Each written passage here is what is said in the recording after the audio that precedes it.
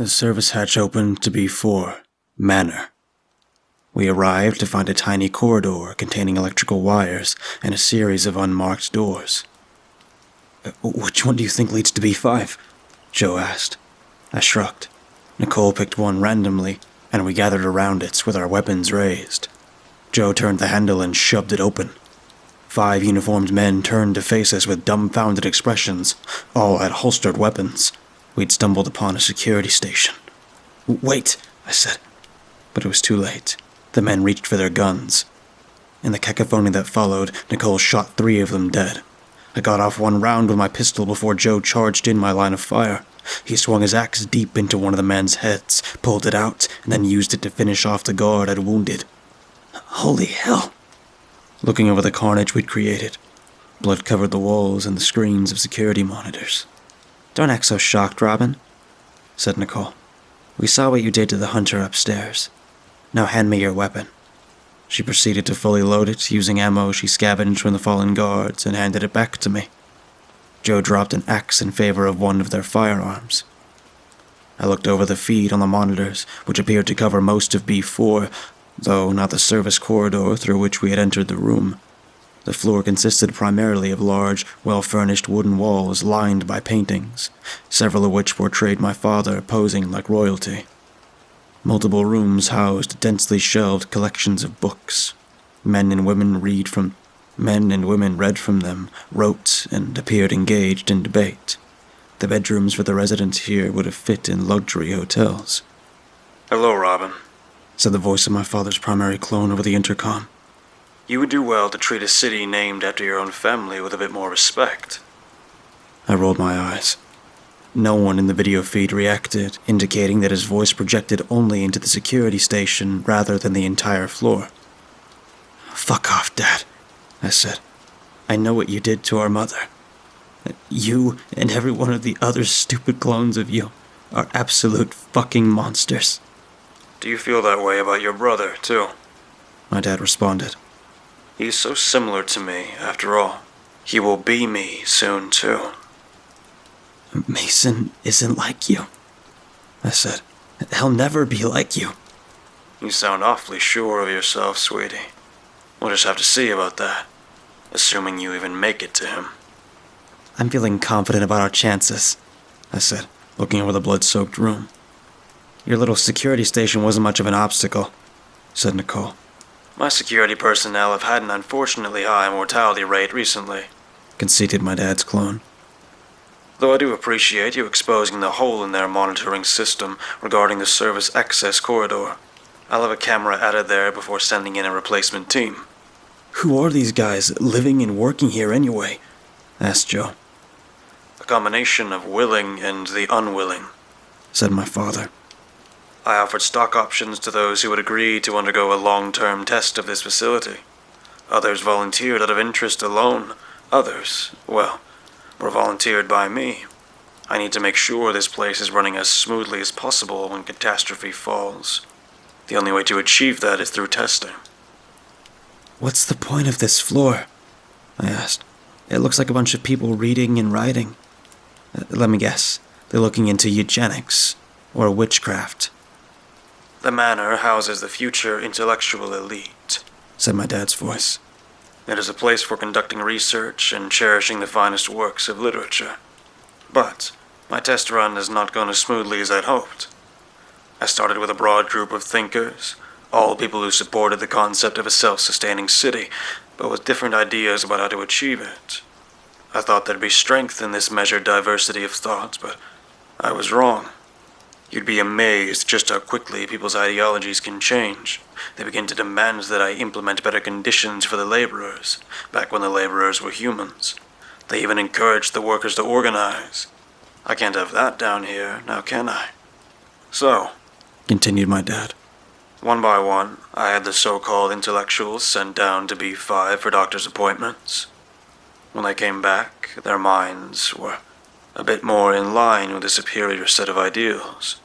They began to make progress again. If only I had invented the procedure years earlier, I could have similarly altered your mother's psyche. She could have been of use, and I wouldn't have needed to discard of her." I asked Joel for his axe and proceeded to strike the intercom speaker with it. Now, Robin, don't lose your temper. The speaker sputtered and fell to the floor. The voice of my father's primary clone cut out. I've had enough of this shit, I said. A knock sounded on the door. Not the one we'd entered, but one that seemed like a main entrance. I checked the monitor. A chubby, formally dressed woman in a jacket and dress pants waited at the door. She looked unimposing, but we still had our guns drawn when we opened it. Who are you? What are you doing here? She stuttered. You tell us first, said Nicole. The woman gave her name as Georgia and explained that she was waiting for security escort to take her down to B5, citing that B4 had lost communications with it. How about you lead us there, said Joe, and we don't kill you in return. She nodded anxiously.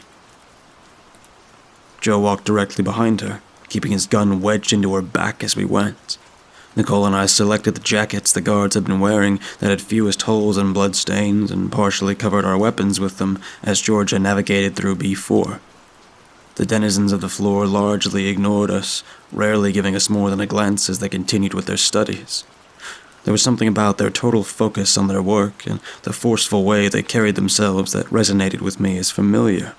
Finally, we stuffed into a small room that contained a hatch that led down to B5. Will you let me go now, like you said? Pleaded Georgia. She shook nervously, and I felt momentary sympathy for her. Could she be someone volunteered by my father to live here? I'll go down and make sure it works, said Joe. If it does, we'll leave you tied up here. You'll need my keycard to access B5, said Georgia. Can I reach for it without one of you shooting me? Don't bother, I said, tossing my card to Joe. I continued to watch our prisoner as Joe descended. This lady seemed harmless, but I kept my gun on her all the same. Nicole threw off her jacket now that we were out of sight of the others and got down on her knees to view Joe's progress. Is it really necessary to point that thing at me? Asked Georgia. I've been a prisoner here for so long. All I want to do is leave. I can tell that's what you want, too. After what we've been through today, we're not taking chances, I said. Don't worry, this'll all be over soon. I can tell you've been through hell, said Georgia. If I were in your place, I'm sure I'd act the same way. She took a seat against the wall. It works, called Joe, but something's terribly wrong here. What is it? Asked Nicole, peeking her head into the shaft to get a better look. Oh God, cried Joe. The Shindra, they've... He screamed horribly. Joe, I called to no response. We have to get down to him. Nicole nodded and got to her feet, only to immediately shriek in pain. My concern for Joe had caused me to let my guard down. Georgia had used this moment to pull 2 syringes of yellow liquid out of her jacket and jam them into Nicole's exposed shoulder blades. Nicole stumbled and collapsed against the wall. Georgia dropped the syringes and drew a long knife. I leapt to the side, narrowly avoiding her as she charged at me with it. She grabbed at my gun, and my attempts to pull it back from her resulted in it falling out of my hands and down the open shaft to B5. The situation had changed dramatically. Only a moment ago, my 2 friends had provided me some level of protection. Now I was unarmed and fighting for survival, and I could only hope Joe and Nicole were still alive. How many people is it now who have died or who are about to die because of you? Said Georgia, holding the knife in front of her. Your dad was right about you. Your problem is that you're always several steps behind those who are more intelligent. I figured Joe would meet with trouble down there. 3 of the independent Shindras are on the loose, wreaking havoc on B5 as we speak. There'd be a team of hunters down there to stop them, but you and your friends took that option off the table. It'll take weeks before we can clone a new team. I realized where I'd already seen the mannerisms of the intellectuals on B4. Of course, my dad wasn't going to allow intellectuals to work independently. To him, the only acceptable outcome is for everyone on this floor to think the same way that he thinks. Yes, you're starting to understand, said Georgia, reading my face. She cackled. I find it so amusing, seeing you work things out when it's already too late. We used our studies of the Shindra hive mind to make a few neurological alterations to me and the others living here, to get them to think similarly, to follow the path your father laid out for them and build upon his work. My thoughts used to be blurry, and now I see the way forward with immense clarity. What did you do to Nicole? I asked.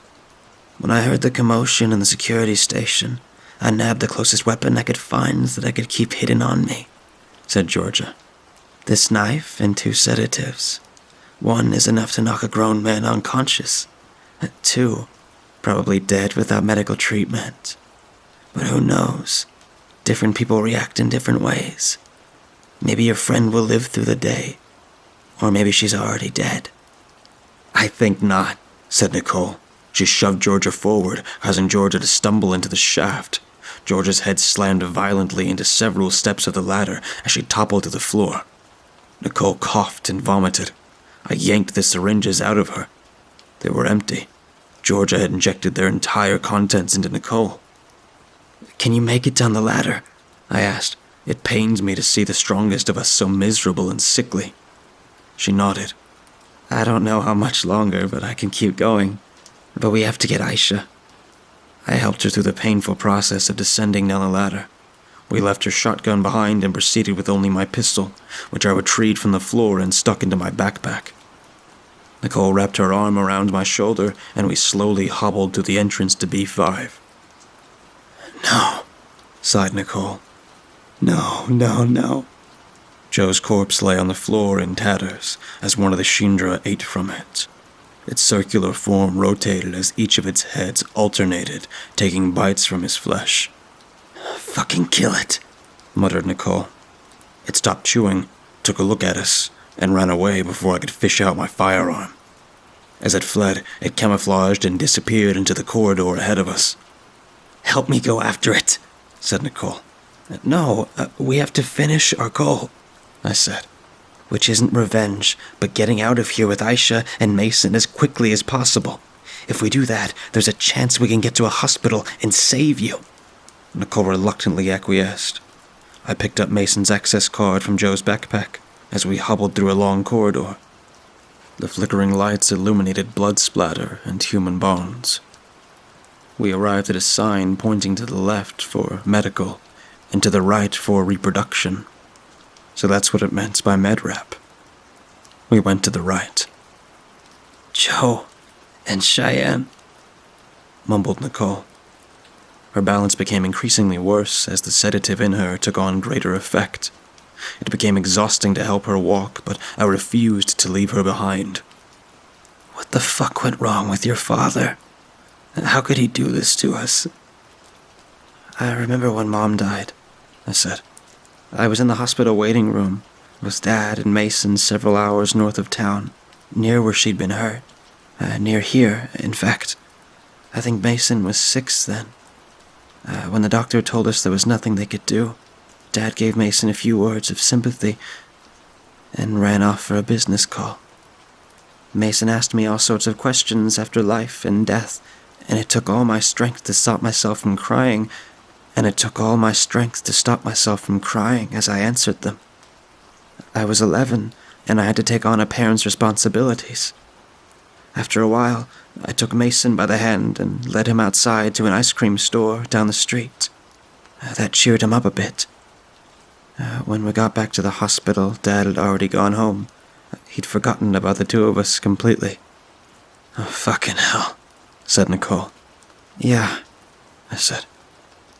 He's always been a complete sociopath. I think he thinks that he loves Mason, but I know that he really doesn't. He only loves this place, and that's because it's built in his own image, said Nicole. You and me had our own fantasy land once, remember? Our own headquarters to preside over, but we let it go and grew up. Grew up is putting it generously, I said. But still, said Nicole. It's an odd thing to say, given the horrors we'd witnessed, but there's always something so childish about all this. Of course, this place was never going to work, no matter how many equations your dad produced showing the opposite. I didn't respond. Nicole needed to apply all her energy just to keep walking with my support. We arrived at the door marked reproduction. The room inside was humid and filled with steam emitted by a collapsed pipe.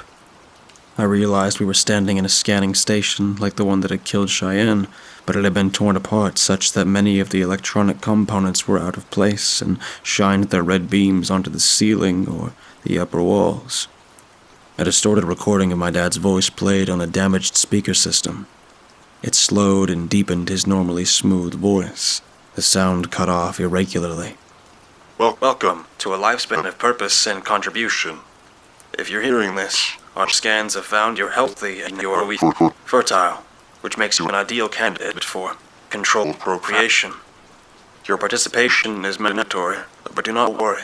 Our medical staff is happily sedated throughout the process, and upon successful childbirth, you will 2 hours of freedom on the arboretum. B1 is redeemable at any time approved by your doctor. Nicole reached her hand into my backpack and withdrew something heavy from it. Several options. Impregnation are available. Our medical staff will happily discuss each of them with you. When you cease, contribute to the contribution of our people, we'll also be able to choose between effective methods of liquidation. Now, relax, and... Sparks flew off the wall as Nicole emptied my firearm into several speakers and an audio control system. She succeeded in cutting off the recording. Nicole, that was all the ammo we had. I stammered. She nodded, vacantly, looking even sicker than before. She was barely conscious. I'm sorry. I'm not thinking straight. Please help me find Aisha. We marched onwards, even as flickering lights and the heavy mist obscured our vision. I heard something quietly moving out of our sight, likely Shindra attuned to our presence by the sound of the gunfire, as I guided Nicole over small piles of human bones and tattered clothes. We reached a concrete wall that attached to a mounted fire extinguisher. It also contained a sign with arrows pointing in different directions to Ladder to B6 and Patience. I directed Nicole to lean against it so that I could rest my aching shoulder. She slid to the ground and lay crouched against the wall. As I recovered, a slithering sound rapidly approached us. I tore the fire extinguisher from the wall. All at once, a Shindra, its outer layer a misty gray, leapt out of the fog. I swung the heavy extinguisher with all my might, making direct contact and sending it back into the mist. I heard it retreating, but felt little relief. It would be back. I pulled Nicole up and hurriedly led her in the direction of Patience. We arrived at a series of glass rooms, most contained a vacant hospital bed and medical equipment. The blood and guts of nurses and patients torn apart by the rogue Shindra dripped from the walls and ceilings of several of the rooms. Finally, we arrived at one that, unlike the others, was sealed shut. A doctor watched us from inside. In the bed behind her was Aisha, who was attached to an IV. She was dressed in a hospital gown and appeared semi-conscious. Don't open the door, said the doctor. We're only alive because those things can't get through the reinforced glass. Who the hell are you? Are you the hunters sent to fight them? She looked skeptically over our miserable selves. I needed to act. I let Nicole down against the wall and removed her knife from her backpack. Ignoring the doctor's pleas, I hit a button that caused the glass door to slide open. What are you doing, you idiot? Said the doctor. You're going to get me and the patient killed. I charged and held the knife against the doctor's throat. Has the operation begun on her? I said. Answer me, or I'll fucking kill you. Aisha looked at me blankly through half-open eyes. She started to make a half-smile, like she recognized me. Her arm wound was thoroughly bandaged. No, it hasn't, said the doctor, glancing down at my blade. I realized that if I'd made the same threat before arriving at Abernathy City, my target wouldn't have believed that I'd go through with it. But now, this doctor correctly realized that I'd slice into her neck without hesitation if she didn't tell me what I wanted to know. I'd enjoy doing it, too, given what this doctor did here. She was scheduled for artificial insemination later today. You should be grateful. We've treated her arm wound. It's practically as good as new. We're taking her away, I said. Get her up and off whatever you've got running through her. And hurry. I maintained watch as the doctor slowly removed the IV from Aisha and helped her to her feet. I needed to do a better job than I had with Georgia. Aisha staggered forward with the doctor's help. Her composure started to return. She curiously felt her hospital gown and grew anxious as she soaked in her surroundings. "Robin, you came for me." She identified Nicole's collapsed form through the glass and stumbled out to her. Nicole remained conscious, but only barely. Aisha cradled Nicole's head and gripped her hand as they whispered to each other. As they reunited, I had the doctor stuff Aisha's clothing and other belongings from a drawer where they'd been left into my backpack. I quickly explained to Aisha what she'd missed, as well as how quickly we needed to move if we wanted to have any chance at saving Nicole's life. "You," I said to the doctor, "can you, or the doctors in the medical wing, do anything to help Nicole?" But it was too late. While I was talking with Aisha, the doctor had snuck into one of the other glass rooms we'd passed that still had an open door. She promptly sealed it shut. I frantically hit at the outer button to open it, but unlike before, the door remained closed. "Before entering, I turned off the outside controls," she said. "You can override it if you can guess the 12-digit passcode. I'm staying here until this is over. And to answer your question, I could have helped her. In fact, I may have been her only chance. The rogue Shindra has likely annihilated the rest of the medical staff." I noticed that, contrary to my expectations, Aisha had a vengeful smile. I looked inside the glass chamber and realized why. On the wall behind the doctor, the camouflage of a hidden Shindra started to change colors into its natural shade. Aisha and I held Nicole between us as we exited the hallway of horrors, while the doctor's screams echoed behind us. We followed the sign to the hatch to B6, which I used Mason's card to open. Nicole had passed out by this point, though she was still breathing and maintained a steady pulse. "We have to carry her down," I told Aisha. "I'll go first, and you can lower her to me." When I was halfway down, Aisha frantically called for the knife, which I tossed up to her. When I climbed back up, I found Aisha stabbing maniacally at one of the Shindra. It bled all over the floor as it tried to crawl away. Aisha pulled it back and continued her onslaught until it stopped moving. From the dent on its side, I figured it was the same one I'd injured with the extinguisher. "It tried to pull away Nicole," said Aisha, wiping away the creature's blood from her face. We felt incredible relief when the door to B5 sealed shut above us. The Shindra didn't seem to have made it down to B6. My iPad buzzed, and I quickly typed up this last summary in a tiny room that connects with the hatch, while Aisha changed back into her clothes. I explained to Aisha an idea I'd had. We could find one of my dad's clone's bodies on B3, cut off its hand, and use it to open the hatch to escape. That way, we could at least bring Nicole to a hospital. But Aisha wasn't interested in leaving without Mason after I fought so hard to get to her. "Even if I was willing to do that," she said, "we'd have to carry Nicole so far and survive so many obstacles.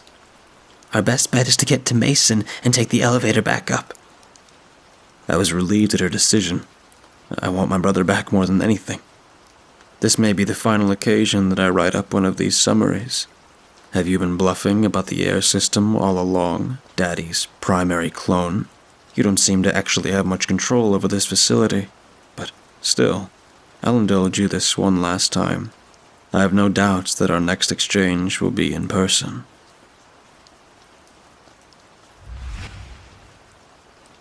I've been here before.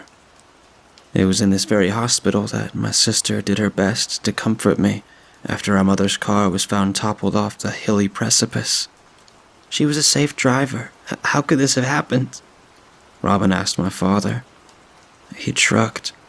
In the last few hours I've spent waiting nervously for an update about Robin's condition, I had gone through my sister's iPad.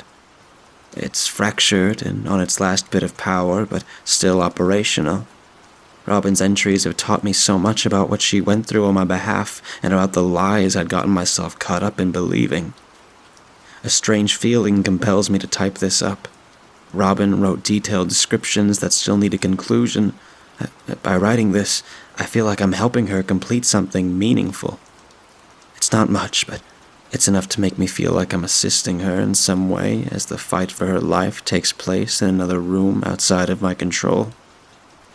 From what I can tell, these entries are being posted online 24 hours apart, regardless of when they were written.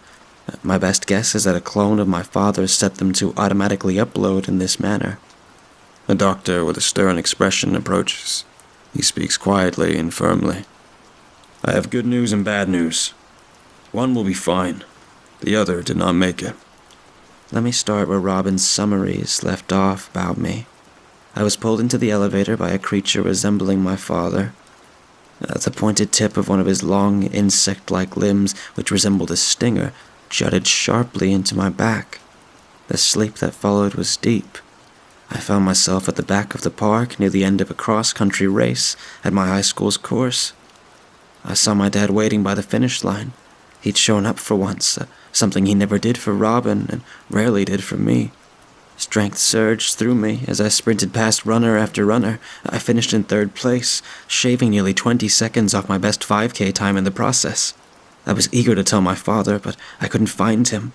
Eventually the crowd dissipated as parents brought their kids home. I waited, alone, until Robin pulled up.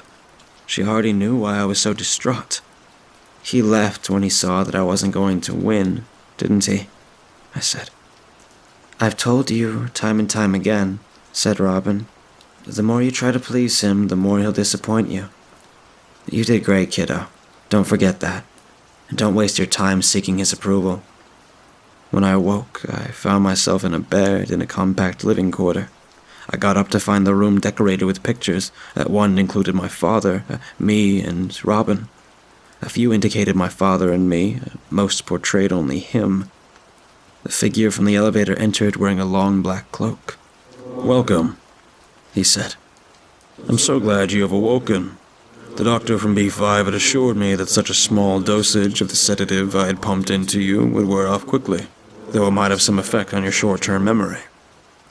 More than anything, I'm just happy that we're together again after so long apart. I had many questions, and he provided me answers. He said things I had first assumed were the delusions of a crazy person, but that I since found evidence to support. He was not my real father, but a modified clone of him. My father had found hive-like alien life called the Shindra, buried beneath the surface, and this clone had undergone an operation to combine himself with their queen. It helps me control the regular Shindra as they perform minor maintenance tasks in dangerous areas, he'd explained.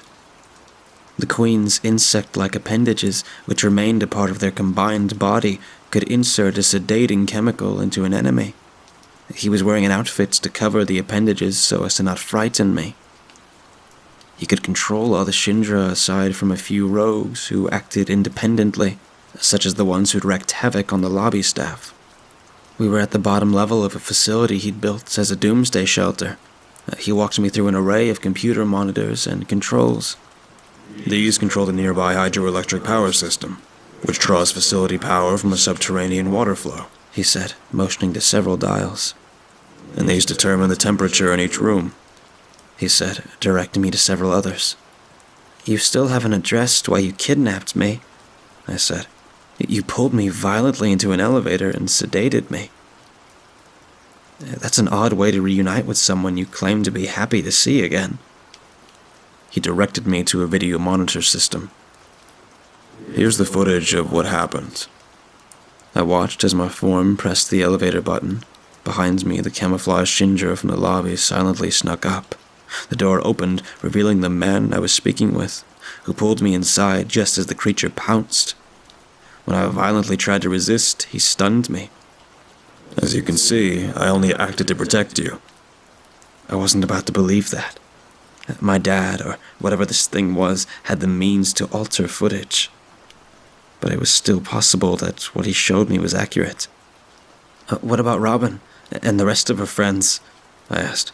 Are they safe? Yes, he said, motioning to another monitor. The feed that played on it showed Robin, Nicole, Joe, Aisha, and Cheyenne climbing out of the fake shelter to the surface of the farmhouse. So Cheyenne didn't die, I said happily. Correct, said my father. She was merely knocked unconscious. But the things the recording said. My dad rejected my claims that his voice had announced her last moments. "Nonsense," he said. "The sedative is playing tricks on your memory." I remained skeptical even as he played a recording titled B1 Entrance. "This is Mason Abernathy Sr. bearing unfortunate news for you. In other circumstances, I would greet you warmly and welcome you as a contributor to an important function of our self-sustaining society. However, the facility remains in a testing stage. I'm afraid there is presently no role for one of your particular skill sets at this time. As a trespasser with no role to serve here, you will be stunned and directed back to the surface. Whether we press for criminal charges is contingent on you keeping secret anything you have seen here." I was understandably hesitant to accept this. "So, you're telling me that after stunning Cheyenne, that my sister and my friend simply left me behind with you?" I asked. "You really expect me to believe that?" "That is what happened," said my father. "You see, I explained how we were tracking down a rogue creature in the lobby, the Shindra responsible for all the bones you found in the custodial closet. They agreed to come back once we had resolved the security problem and promised to tell nobody about me or the facility in the meantime. I'm sure they'll be here soon, and I'm not holding you here against your will." "So, I'm free to go?" I asked. "Of course," said my father. "Whenever you want. But first, I just want to talk. To explain myself. I've spent so much time around people of lesser intellectual capacity, it's refreshing to be around a relative equal, even one who has yet to realize his potential. Will you let me do this, or do you prefer to leave now?" I agreed to hear him out. I still had so many questions. He took me next to a cold, sterile room where he removed a cover. Underneath, another body of my father, this one with several long flesh wounds, stood upright within a glass container filled with a faint green mist. "This is the original," he said. "I was constructed using data stored from an experimental scanning procedure he underwent about a year ago. There are other clones in this facility as well as one outside of it. They all derive from me." "So, this is my real dad, who died in the helicopter accident?" I asked. He shook his head. "He never quite died. This body was brought here straight from the accident, where it has remained in a form of stasis ever since. His brain should be sufficiently intact for his consciousness to be transferred into another body." "You're going to make another copy of my father, but this one with his mind as it existed at the time of his death," I said. "Something like that," said the clone. "To him, his life will simply continue where it left off. Now, this way." I followed him to a large holographic display within a massive room that contained dozens of computers and control stations, as well as an entrance to the inoperative elevator. A floating image of Earth appeared on the display. "This is a test lab for the algorithms I've developed regarding end-of-the-world scenarios. I've inputted the present global conditions. Invariably, within decades, the entire planet is consumed in some disaster. Environmental catastrophe, a global warming, nuclear war, a disease." As he spoke, the threats he described played out on screen, depicting decreased counts of the world's population, fires raging over continents, and the edges of land masses disappearing under rising water. "We need to be prepared for the fall of humanity in its current form," he continued. "The shelters built by my colleagues and the fellow-minded elite are but temporary respites. They may house a family or two, but no more. This shelter, unlike those, is designed to ensure that civilization as a whole may continue, and that the next civilization lacks the flaws that caused the previous one to crumble. You may be skeptical," he said, "and I do admit that some people have died as I have ironed out insufficiencies in this facility's design. But did you know that only 12% of the original colonists at Jamestown survived its first 5 years? Great progress follows great sacrifice. I always thought you were more like me than your mother and sister. You have my ability to not let short-term costs blind you to long-term benefits." He sat down with me and showed me equations, statistics, and maps. As had been my tendency my whole life, my many irrational concerns about the man I was speaking with faded under the weight of my desire to gain the approval of the only father figure I'd ever had. The one whom I, until recently, had given up hope of even ever seeing again. At first, the material overwhelmed me, but my brain began to link together the numbers and terms he threw at me such that I started to know the point he was about to make before he even made it.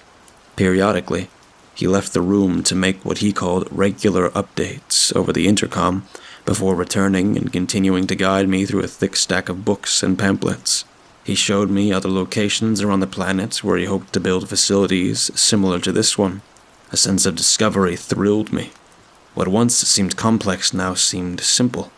The path my father showed me was a path towards efficiency. It would take sacrifice and hard work, but in 100 years' time, it could pay off. But there was also so many variables. Dad's calculations didn't take into account the effects of depriving others of freedom of choice, nor did they take into account how many people really behaved when faced with the coercive tactics he intended to employ. As time elapsed, I thought, fleetingly, to ask my father if he knew how long I had before my sister and her friends returned. But, in truth, I didn't want to go. Not yet, at least. What he was showing me intrigued me too much. "You understand what I'm telling you," said my father, proudly. "It's remarkable that some minds are so strong that they can flourish, even after spending so much time in environments inconducive to positive development. Your sister did everything she could to lead you astray, yet all it took was a few hours of light to guide you out of the darkness." I shot him a sharp look. I didn't agree with his digs at my sister. Still, I hadn't been this close with my father before, even if it was just his clone, and chose not to pick a fight about it. We returned to the security monitor feed. "I want you to see, son, just how efficient this facility is already."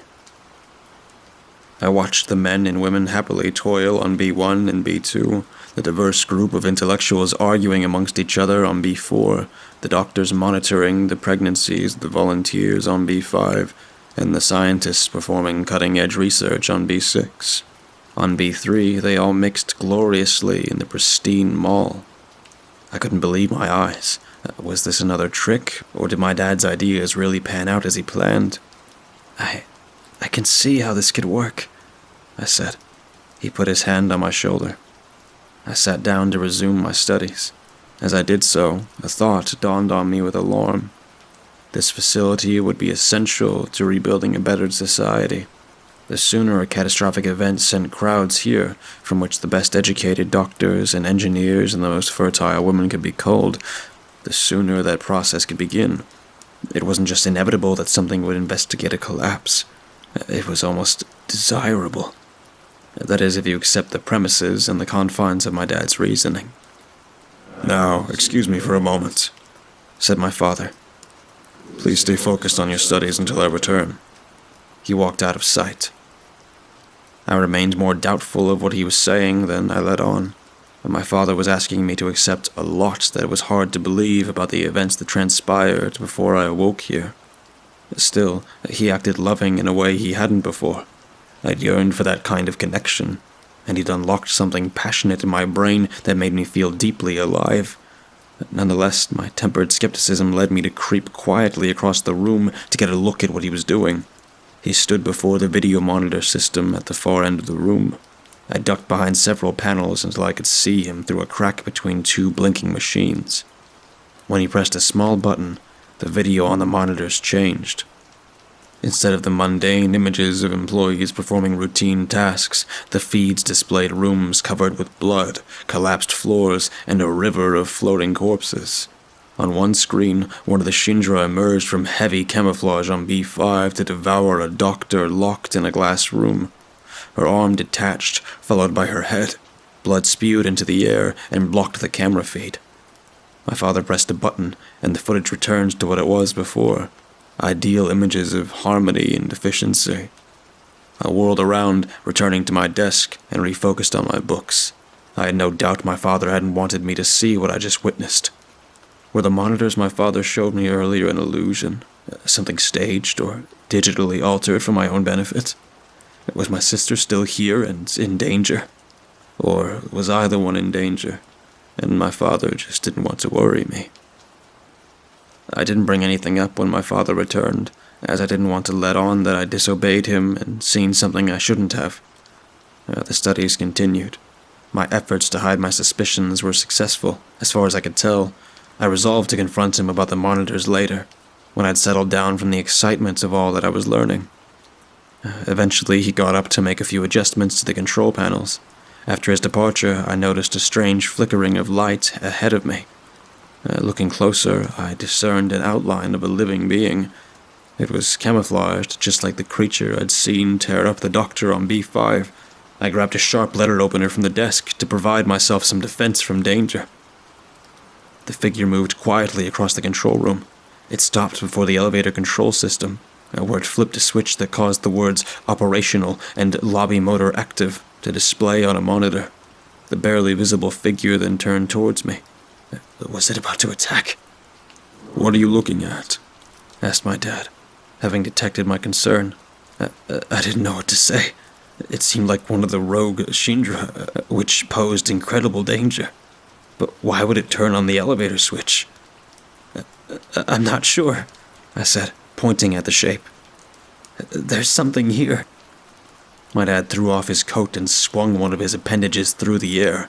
It rushed past me as it unfolded, and its sharp edge lodged into the form. Red blood dripped out of it where it made an incision. Mason, no, I wanted to tell you, said a familiar voice. Oh God, no, I thought, how could it be her?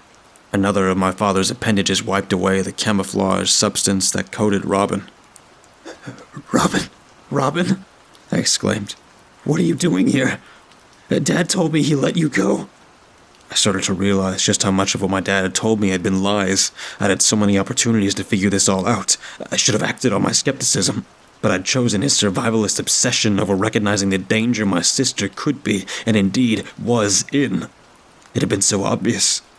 All the contrivances, all the conveniences. How could I have been so blind? Was I destined to be just as delusional as him? I'm here for you, Mason, said Robin. She was in incredible pain, and my dad kept her frozen in place. She was sweaty and dirty, and had bandages wrapped around her ear. We need to leave, now. Don't believe a word she tells you, said my father. I begged him to let her go, but he ignored me. Mason, pleaded Robin, you need to help me, please. She looked sickly and weak. No, he doesn't, said my dad, again ignoring me. He understands now. Dad, stop that, I yelled. She's your daughter. What are you doing? Mason, on B6, I saw technicians finishing a procedure to replace your consciousness with our real dad's, said Robin, between gasps. This clone is going to kill you just like he's going to kill me. Kill you? I said. I turned to my dad. Dad, what are you doing? Mason, said Robin, you have no idea what he's capable of doing. He's poisoning me. Nonsense, said my dad. I'm merely inserting a mild sedative to calm her down. Your sister has always been a bad influence on you. Don't listen to her now. How long have you been lying to me, Dad? I asked. Robin, meanwhile, looked weaker and weaker. Mason, you have no idea what's at stake here, gasped Robin. On B6, Dad's scientists are manufacturing catastrophes that will cause the end times he wants. Diseases, computer viruses. She lost the ability to speak as agonizing pain appeared to pass through her. More lies, said my father. But I knew that Robin was telling the truth. What she described was the inevitable conclusion of the reasoning my father had presented to me.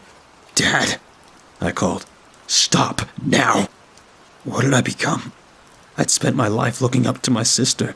She'd given me unwavering love and guidance, and now I was hesitating to act as she lay dying before me. My father had abandoned me again and lied to me from the start. I resolved at that moment to do everything I could do what Robin would want me to do. I used the letter opener to slash at the appendage that was stuck in my sister. My dad yelled and pulled it back. Robin fell to the ground. I dived as another extended limb shot over me. Using a wide computer system for cover, I crawled quickly to the hydroelectric control panel and moved a dial marked pressure from where it sat at 2 to its maximum setting at 10. "What are you doing?" called my dad as the facility rumbled. He ran towards me. I calculated correctly. My dad would prioritize attempting to revise what I had done over stopping my escape. This bunker is what he cared about, and not me or Robin. I grabbed Robin, who was alarmingly non-responsive, and pulled her towards the elevator. "You'll bring down the whole structure," yelled my dad. He attempted to turn the pressure dial back, but it sparked and broke down in response. The earth shook heavily. I fell to the ground as Aisha appeared. "Mason, come on," she said. She helped me up. I later learned that they only found enough of the substance on B5 to coat Robin, so Aisha had stayed with Nicole by the hatch from B6 while Robin activated the elevator. We drug Robin between us and we stumbled to the open elevator door where Robin had already deposited the unconscious Nicole. The doors closed and the elevator began rising. Out of the glass wall, I saw the primary clone kneeling before my real dad's body in stasis, as if asking for forgiveness for failing him. Water began to leak through the walls around him, which steadily broke apart. His voice rang out into the elevator, his words barely discernible amidst the thundering noise around him. "You're probably wondering why I lied to you, son. I could have simply kept you unconscious until the procedure to transfer your father's consciousness into you was ready. It's because I wanted to show you what I devoted my life to, the ideas that I tried so hard to realize. When you saw simulated images of the facility functioning as intended, it was like I was looking at myself realizing my life's dream, a dream that escaped me. I took shortcuts. I miscalculated human behavior. I made sacrifices that didn't pay off as reality distorted my vision. I suppose I've known, on some level, for a while, that this project was doomed to failure, even as I boasted about its success. I just haven't had the strength to admit it to myself. I won't survive this, so I just wanted you to know, son, that I've all..."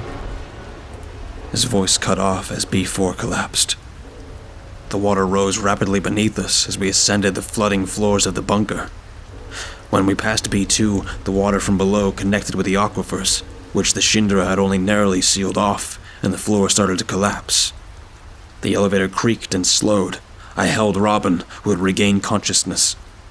"Robin, we're going to make it," I assured her. We reached the lobby level only for the elevator lights to cut off and the door to refuse to budge.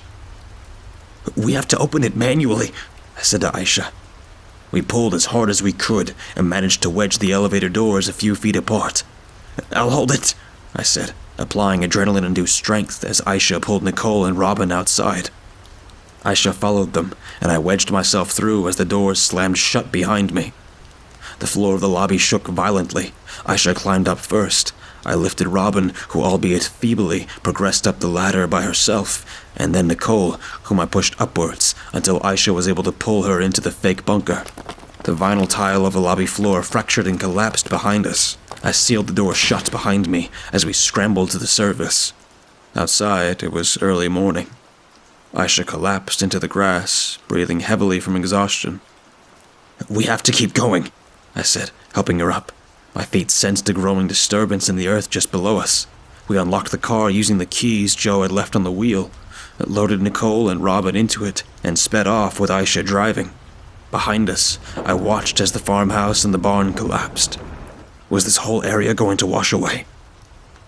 I held on to Robin as Aisha drove. "Hang on, Robin. Please, just hang on," I whispered tearfully. She nudged her head slightly towards me. "Brother," she said with a satisfied smile, before falling out of consciousness. Aisha berated me for giving Robin away. I took her venom. She was right. I should have caught on to Dad's lies sooner than I had. I had wanted to believe in him so badly, even though I should have known better than to do so by now. Even now that I know the horrors he inflicted upon others, it saddens me that his project was a miserable failure. His calculations about the dangers of impending doom weren't wrong, but his solution was ill-fated from the start. Had he shown me the hydroelectric control station on purpose, so that I'd get the idea to use it to do something he couldn't bring himself to do? To destroy his life's work? We passed empty stores and empty houses until he arrived at the hospital, where Nicole and Robin were rushed to the emergency room. I've been waiting here with Aisha ever since. Officers came by with questions. They wanted me and Aisha to go to a police station tomorrow. I don't know what we'll tell them, or what we'll tell Joe's and Cheyenne's relatives. For now, only my sister's well-being matters to me. The doctor had explained what she meant when she told us that only one of them will make it, but I chose not to listen. I didn't want harm to befall Nicole, but I also wanted my sister back. I think about all that Robin had done on my behalf. I wonder what will become of me without someone like her guiding me. Will I turn out like... No. No way. I won't ever be like him. Right.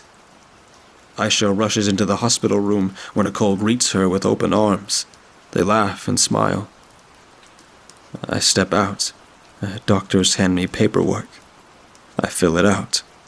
The cause of death is listed as poisoning. Are they going to think that I killed my sister? But then again, would they even be wrong? Aisha finds me and takes me to Nicole. Nicole's emotional state is much more complex now. Her knowledge of what happened to Robin, Joe, and Cheyenne tempers her joy at finding Aisha, me, and herself in good health. Does she blame me for Robin's death like I blame myself? Nicole runs her hand through my hair and smiles. It makes me so happy to see you again, she says. What happened to Robin isn't your fault. You didn't know she was coming for you. You didn't know how depraved your father really was. I didn't mean what I said earlier. You're not going to be alone, says Aisha. We'll be here for you. I grow red from a mix of strong emotions. Excuse me a minute. I need some air. There's a police officer pacing in the hallway. I slip past him. It's raining outside. I decide to walk over to the ice cream store Robin brought me to the first of the now 3 times when I mourned the loss of a family member. Only, when I arrive, I find nothing more than a derelict building with a sign marked, closed, out of business. I take a seat at the empty table outside its shattered front door and look over the bright graffiti on the wooden boards that cover where its windows once were.